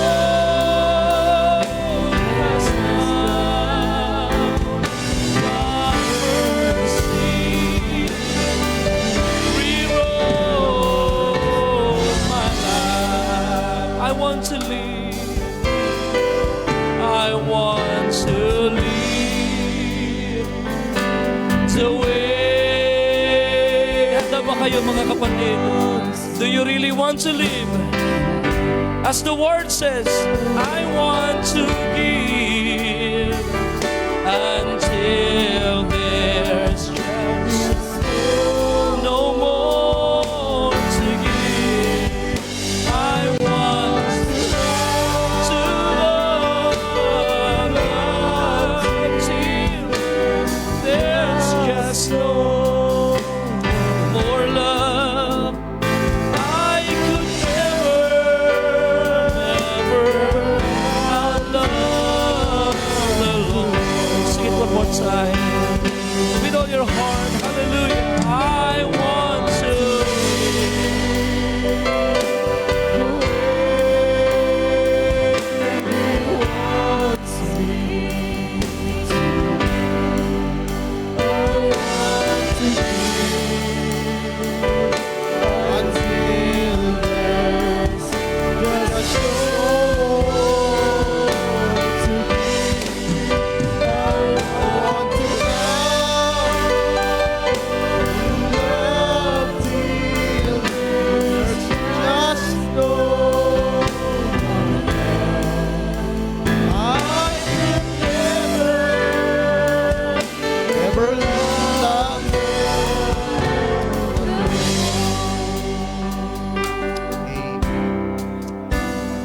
God. Purihin ang pangalan ng Panginoon. Praise God.